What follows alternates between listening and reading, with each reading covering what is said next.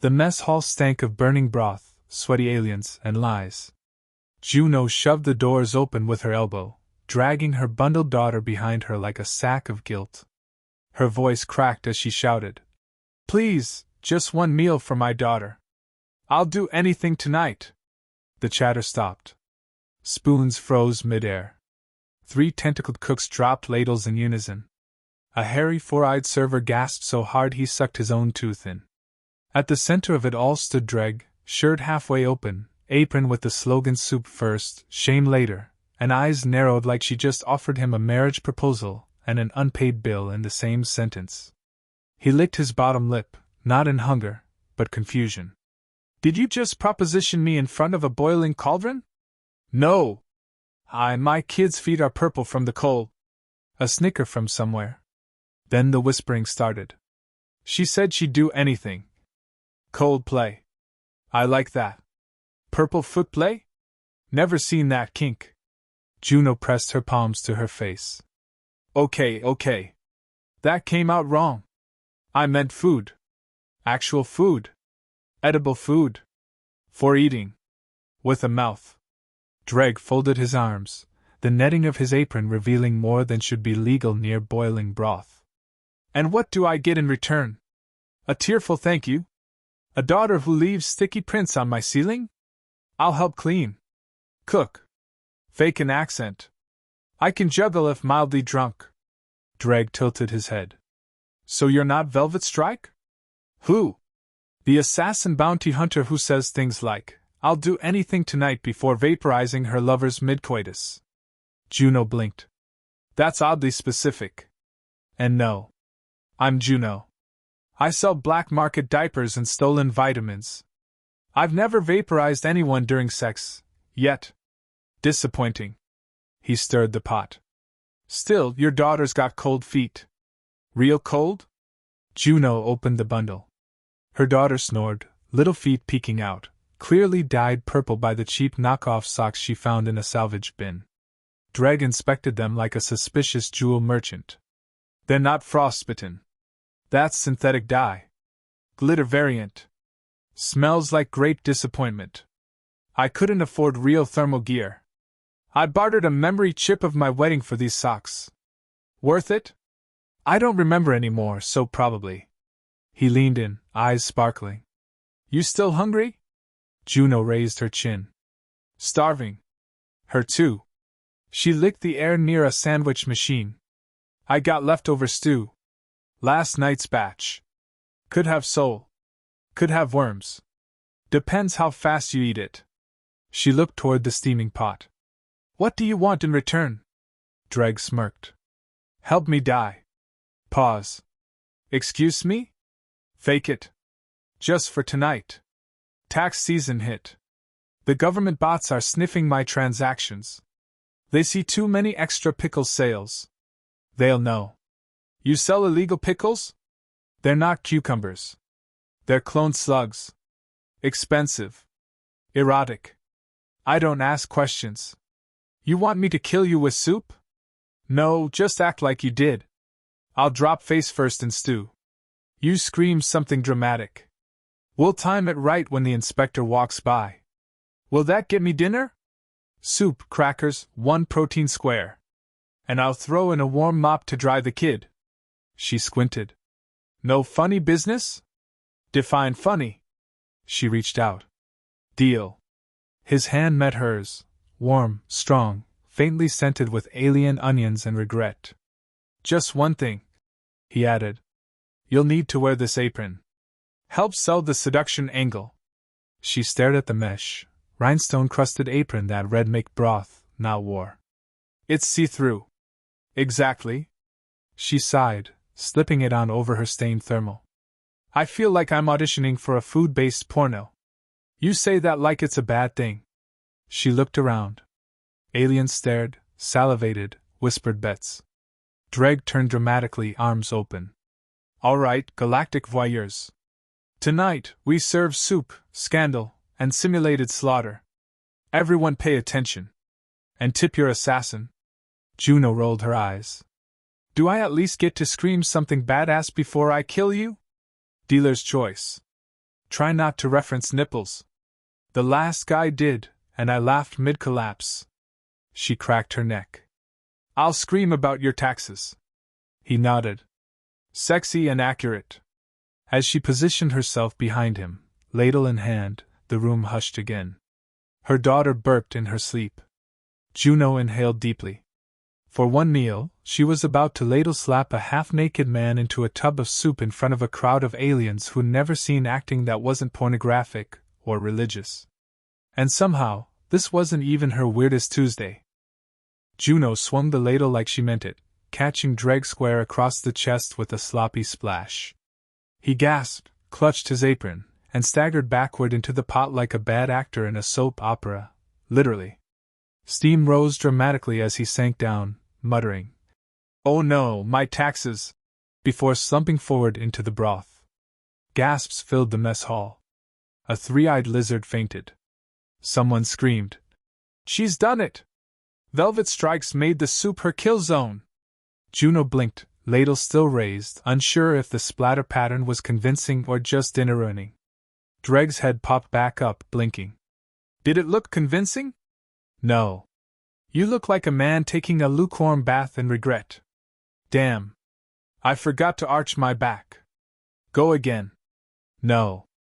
I'm not ladling you twice. I have standards." A warning klaxon buzzed overhead. Asterisk security lockdown initiated.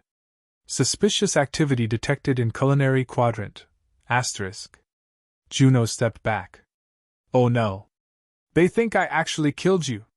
Dreg wiped celery from his eyelash. "Well, that's a promising review of my performance." "You said we had a window." "I said we had a window. I didn't say it was open." Doors slammed shut. Lights flickered to red. Someone shouted, "She's gonna kill us all!" Juno ducked behind a crate of glowing potatoes, dragging her daughter's makeshift blanket with her. "What now?" "Walk-in freezer," Dreg said, grabbing a dripping ladle like a weapon. "It's cold, hidden, and has no government censors. Also, it's where I store the wine. Priorities." They ducked into the freezer, the door sealing behind them with a vacuum hiss. Cold air blasted them instantly. Dreg shivered. "You know, I used to dance in less than this. I thought my nipples were brave back then."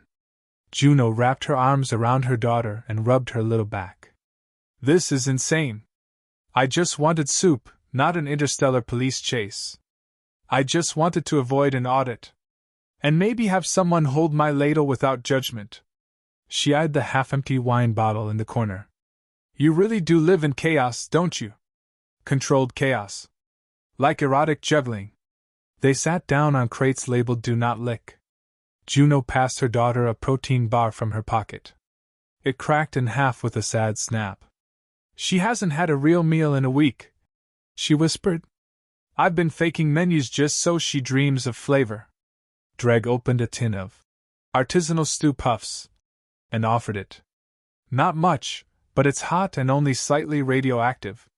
Juno nodded, accepted it, and set it next to her daughter, who immediately drooled in approval. Silence hung for a beat, broken only by Dreg's teeth chattering and the faint hum of the freezer. "Why did you stop stripping?" she asked finally. He chuckled. "An Andromedan prince once wept during my routine. Said I reminded him of a tragic poem. Also, mine gave out during a spin. Tragic poetry and tendinitis. That's how you know you peaked." He shrugged. "Soup was safer. More forgiving. You don't fall off a pole into boiling stock. Depends how drunk you are." He looked over at her. "You ever think about giving up?" "Every day. But someone's gotta teach her how to run cons better than I did. She already mastered guilt. That's genetic." They both smiled, soft and awkward. A faint alarm beeped outside. "She's dreaming," Dreg whispered. "She just murmured mac and cheese in 3 languages. I'd kill for real cheese. I'd kill for a real blanket. Or warm hands." Juno hesitated, then slid closer, pressing her shoulder against his. "Fine. You get 1 cuddle. But I don't want body heat. I want plausible deniability." He wrapped an arm around her. Agreed. This is for legal purposes only. Your hands on my butt. Then it's a legal butt. Don't make me ladle you again. They sat in silence, pressed together, awkward and warm.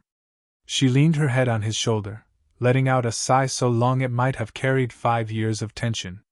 Dreg exhaled too. You know, if this were a holodrama, this be the moment we kiss. She raised a brow. You smell like carrot wine and boiled regrets. So, not a yes but not a slap. Keep your mouth shut and your broth in the pot. He chuckled, breath fogging the air. Deal. But if we survive this and the kid doesn't hate my soup, I'm asking you on a date. I'll consider it if you survive the tax audit, the bounty, and my terrible taste in men. He nodded. I've danced through worse. With sparkles. They stayed curled together in the freezer, heat slowly building between them, not just physical, but something else. Something softer than sarcasm. Outside, the mess hall pinged to life. The lockdown was lifting. Juno nudged his chest. Time to finish the act? I'll scream about betrayal. You scream about unpaid garnishes. Dreg sighed. The things I do for soup and the vague promise of second-hand affection. Pretend you're a man dying with dignity. I was a soup stripper. That ship sailed ages ago. Together they stood. One fake death away from freedom. One real connection from something more. Alarms faded. Doors hissed open. The mess hall came alive again, only this time it wasn't curiosity, it was chaos. A bounty hunter's face had just gone out across the station network, matched to Juno's tired expression with the caption, Wanted, Assassin Strike Class, Extremely Armed, Possibly Sexy. Juno bolted out of the freezer with Dreg and her daughter wrapped tight, only to find 5 different species pointing utensils like weapons and ducking behind furniture made of recycled vending machines. A glowing crab in a hat screamed. She's got soup rage. Dreg raised his hands. She's not violent. Just sarcastic and underfed. Then why is she holding the murder ladle? Juno dropped it. It's for dramatic flair, not homicide.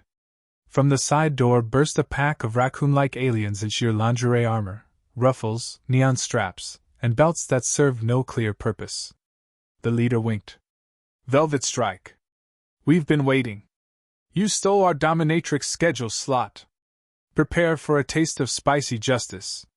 Juno squinted. What are you wearing? The raccoon twirled. Fashion, darling. We bite and bill. Dreg shoved his arm in front of Juno. Back off. She's with me. The raccoons hissed. Is that your new pet name for being whipped in a stew pit? He sighed. No. She's just hungry and accidentally became a galactic threat. It happens. The raccoons lunged. Juno grabbed the crate of stale crackers and started hurling them like throwing stars. Dreg wielded a rolling pin like a seasoned warrior. One raccoon caught a cracker in the eye and shrieked. She fights dirty. I haven't bathed in 3 days. Juno shouted. Everything's dirty. Steam blasted from a broken vent, causing 3 raccoons to slip and land in a pile of alien bread pudding. Dreg shouted. To the counter! We hold the line at the condiments. They ducked behind the toppings bar, her daughter still nestled in the crate nibbling a space meat puff like it was the only thing keeping her alive. Juno elbowed Dreg. Still think I'm an assassin? No. Assassins don't yell about overdue rent while fighting in their socks. You've been listening? Every word. Even the part where you said your uterus twitched when you saw my soup ladle. She blushed. I was starving and confused. Dreg looked at her, then glanced at her daughter. She called me Uncle Noodles in her sleep. Juno snorted. She also once called a lamp daddy, so don't get cocky. A pan clanged. The raccoons regrouped, crawling over the salad bar with the grace of drunk interpretive dancers. Juno gripped the ketchup bottle like a grenade. I'll squirt if I have to. Please don't say that in public. Dreg muttered. One raccoon paused. We're willing to talk terms. Give us your apron and the human's foot bomb and we'll forget this happened. Why the foot bomb? Juno asked. Our paws get dry, the raccoon said sadly. Dreg shouted.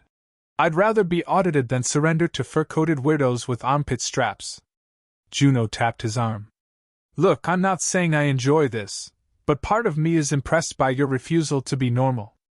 That's the nicest thing anyone's ever yelled at me during a food fight. The raccoons lunged again. This time Juno and Dreg went full chaos. Ladles, cheese whips, and sporks of doom. Mid-fight, Dreg pulled Juno behind a stack of canned fish replicants and kissed her. It wasn't romantic. It was desperate. Dumb. Funny. He had soup breath. She had cracker crumbs stuck to her lip. He pulled back, blinking. Too much?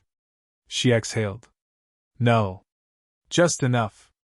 You sure? Yeah. But if you die, I'm eating your stash of pudding first. There. The doors burst open. The inspector bot rolled in, scanned the wreckage, and declared, This establishment is in violation of 6 sanitation codes and 3 romantic subplots. Juno pointed at the raccoons. They started it. The raccoon leader posed. We started drama. You brought comedy. We surrender. Respect. The inspector scanned Dreg. You faked your death to evade taxes. Dreg lifted his ladle like a torch. I did it for soup. And love. Juno added. And cold toes. The inspector considered, then beeped. Violation downgraded to romantic interference. Fine waived. Reclassifying as family emergency. Everyone stared. Juno blinked. That worked? The bot shrugged. We allow 1 miracle per quarter. Raccoons scattered. Diners emerged from behind vending machines, clapping politely. Someone threw a napkin like confetti. Dreg leaned close. Want to share a booth? I'll microwave whatever survived the fight. She smiled. As long as it's not raccoon. Just don't ask about the meatballs. They sat down. Her daughter climbed into the booth beside them, still chewing something that glowed. Juno exhaled. So, first date? Dreg grinned. If you count shared trauma and edible weapons as foreplay. I do now. He held up a ladle. To weird soup and weirder families. She tapped it with a spoon. Just 1 meal, and I might actually do anything. The mess hall had gone quiet again, but this time not from fear, just exhaustion. Crumbs littered the floor, ladles hung like war trophies on bent metal hooks, and the only smell in the air was burnt broth and slight victory. Juno sat at the table, a warm cup of soup in her hands, real, not powdered, not imaginary, not some weird nutrient sludge passed off as edible. It was hot, tasted like seasoning and apology, and that was more than she'd had in months. Dreg flopped into the seat across from her, shirt half torn, apron singed, and some kind of pudding smeared on his neck that he didn't even notice. Her daughter sat beside her, finally content, face sticky, feet warm, and currently trying to glue a space cracker to the table using her own spit. Juno tilted the bowl toward her lips. So, this your idea of courtship? Dreg coughed. Only on Thursdays. Fridays involve slightly fewer raccoons and significantly more cheese. She smirked. Good. I'm lactose intolerant. I'm emotionally intolerant. Let's be toxic together. Juno chuckled, then looked at him, for real this time. I'm not good at this. Relationships. Trust. Smiling like I don't want to hit someone. That's okay, he said, slurping. I've been dumped more times than I've served legal meat. You mean that Stu had? Don't ruin the moment. They sat in silence, occasionally watching her daughter, who had now invented a game involving napkin origami and making fart sounds against the table. Juno stirred her bowl, then spoke quieter. When I said I'd do anything, I meant it. I would have sold my coat, my boots, hell, maybe even my dignity, what's left of it. Dreg looked up. That's what makes it hot. She blinked. What? Nothing sexier than someone willing to fight for something. Not with guns or lasers. Just with bare hands, a crusty scarf, and sarcasm. I've had aliens throw money at me for pole routines. I've never had someone slap me with a ladle and mean it like you did. You've got weird standards. You've got weird socks. She snorted. They're purple. They're crime scenes. They stared at each other for a beat too long. He raised an eyebrow. She didn't flinch. Finally, she leaned back. This is the part where you ask me to stay, isn't it? I could. Or I could just mention there's a spare bunk, no surveillance, and an industrial-strength blanket that smells like cinnamon and bad decisions. Tempting. And maybe, he added, we try this again. Not the bounty. Not the fake death. Just dinner. Maybe a weird dance. I have a playlist titled Soupy Romance. Juno laughed, loud and full. You're insane. Mostly. But I'm warm. I've got food. And I don't ask a lot of questions about purple feet. Her daughter climbed into Dreg's lap, completely uninvited, holding up a drawing scribbled on a napkin. This is you. You're a soup dragon. Dreg accepted the paper solemnly. I will hang this on the kitchen fridge with pride. We don't have a fridge. I'll build one. With magnets made from broken rules. Juno's heart cracked, just a little. The dumb kind of crack that lets air in after years of holding breath. I'm not the kind of woman who fits into stories. I don't get endings. I get close calls and awkward exits. Dreg leaned forward. Then let's make the messiest middle we can and stretch it out forever. That's not even romantic. It is if you say it while holding a ladle. She reached out and took his hand, fingers calloused, nails chipped, still slightly sticky with pudding. If I stay, I don't cook. Fine. I don't clean. Obviously. I snore. I dance through it. And I bite when startled. Now we're talking. Her daughter yawned loudly, curled up beside her, soup coma kicking in. Juno sighed. She's been through a lot. So have you. I hide it better. You do. But your sarcasm leaks when you're scared. She smiled faintly. Don't fall in love with me too fast. Already slipped on it. Face first. Right into the broth. They sat there, three half-broken people surrounded by soup stains and sexual confusion. The mess hall still buzzed in the background, but it didn't matter anymore. Dreg leaned in, voice low. You ever think about having a normal life? Define normal. Feet that aren't purple. Blankets that don't itch. A partner who only fakes death once a month. Juno rested her head on the table, grinning. Maybe. If you throw in extra crackers. He tossed her a packet. Then let's start with breakfast tomorrow. I don't do mornings. We'll lie in bed, insult each other, and let the kid use our faces as a trampoline. I've had worse offers. And if we survive 3 whole days without raccoons, I'll take you dancing. Only if it involves soup. Always.